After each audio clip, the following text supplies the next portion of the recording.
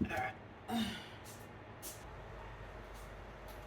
don't care if it is learning how to play the guitar,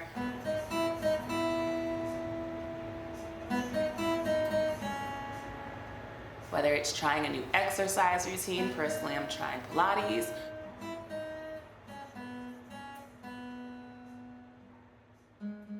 Or if it's trying to start and grow your YouTube channel, if you are scared to fail, we know you're not gonna get very far. And I'm excited because I have learned this new approach that has really got me back in that mode of being excited to make YouTube videos and not just sit down and talk, but actually do the planning necessary to create a really engaging and compelling YouTube video.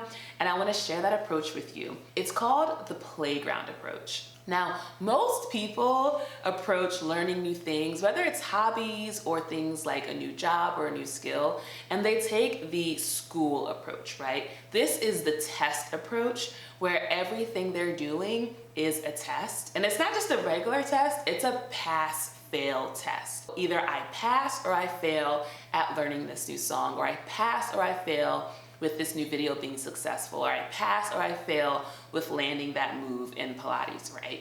And then when it comes to YouTube, not only is it a pass-fail test, but it's a public pass-fail test. When you're in school and you get a bad grade, the teacher usually has the decency of like turning the paper over, and that way you can just like peek and see the grade and keep it hidden. Everyone doesn't need to know that you failed.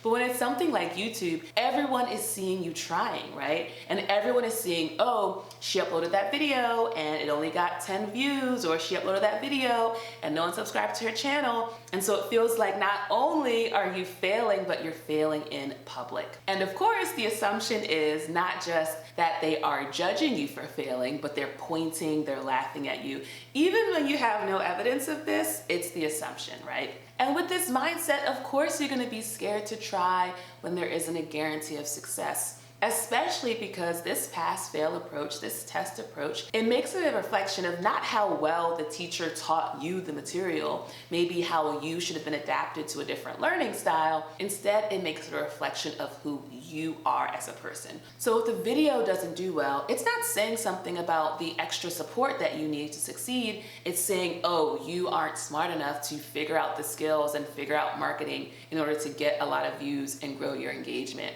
Or you aren't interesting or charismatic enough for people to care to want to hear what you have to say, or your takes aren't as wise or as deep as you thought, and as a result, people are clicking away. And because we feel like, well, I can't change who I am, we feel like not only did I fail this test of YouTube, but who I am is a failure. So what do we do instead? There are two approaches I want to share, right? My preferred method is the playground approach, but there's also the lab approach, and I want to share them both in case they're supportive. So with the lab approach, everything you're doing is an experiment. You have a hypothesis, you're testing it out, you have a methodology, and the point is to learn. The point is to try to prove or disprove your hypothesis, and you do so by running a bunch of different tests. And as a result, you're able to create some distance from what you're doing. It's not a reflection of who you are. Instead, it's this recognition of, okay, there's an objective sort of set of facts in terms of how to be successful with whatever my hobby is. Maybe it's making YouTube videos.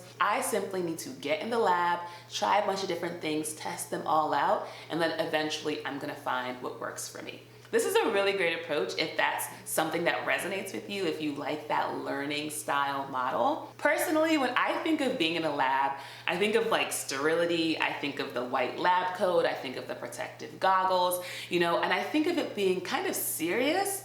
And even though we're doing experiments, there is still a hypothesis that we are trying to test. And so every experiment either is a failure or it's not a failure. So for me, I find it hard to, eliminate that pass-fail ideology, that way of seeing it when it comes to labs.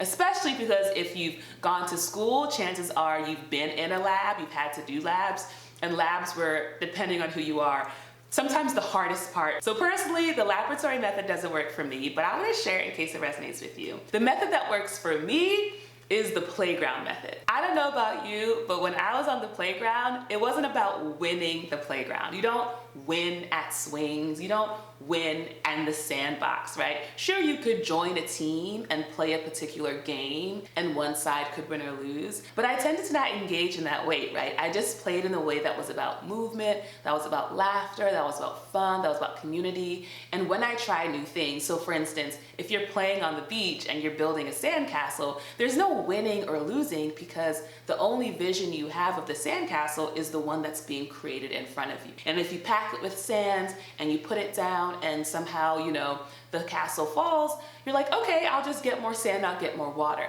The stakes are basically non-existent, right? And that's why I personally love the playground method, because it turns creativity into play, into the joy of the process, not about any particular outcome. And when it comes to playing on a playground, of course you can play by yourself, but it's way more fun to play with others. And something that's really supportive with this method is to have a community of people, even if it's just one other person who's playing with you, right? So it could be accountability partner, someone else who maybe is also starting a YouTube channel, and the two of you are holding each other accountable. But something I'm really grateful to have is the free Hello Creator community. So we meet every Wednesday, and the way the call is structured is that I will usually share something going on in my creative journey. So sometimes it's behind the scenes of the business, so how my income is doing for the year, or I'll share a tutorial about something I learned in terms of editing with CapCut, right? How to make YouTube shorts. But often I'll find myself being like, Okay, what am I gonna talk about this Wednesday? and I'm feeling like I have to come up with something to share. And I realize that when I am playing with my YouTube channel, when I'm coming up with new things to try, that gets to be what I share in that space, And so I look forward to the next meeting saying, hey, I am trying this new thing of getting really good at my hooks. I used to be really intentional before, I kind of fell off. I am playing with different hooks. It's really, really fun. And also here are my analytics as we compare how these videos are doing to the ones in the past. So we still get to learn from our experiments. We still get to try new things. We still get to improve and iterate and grow. We still want the success, but the process of doing it gets to be fun. And in that way, not only do I benefit from play and from the process and from learning, but my community benefits because I share what worked and hopefully they feel inspired to go out there and play and try some things too. And in that way, the creative process and showing up on YouTube and learning new things and achieving your dreams, it's not a pass-fail, it's a win-win. So if you want to join me on Wednesdays with Hello Creator, you can do so doing the link in the description box. The calls are totally free and it's a great space for community, for encouragement, and for free coaching. If you want one-on-one support, you can go on my website, chimdiaheze.com, and book a one-to-one call. Now, I'm going to go ahead and serenade you with some music. Say hi in the comments. Let me know if you are going to try this playground approach, if this is a helpful mindset. Thank you, Patreon people, and I'll see you in the next one. Oh, won't you stay with me? 'Cause you're all I need. This love is clear to see.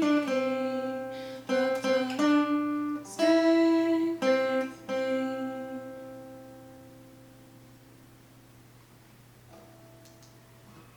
All right, let's cut it together.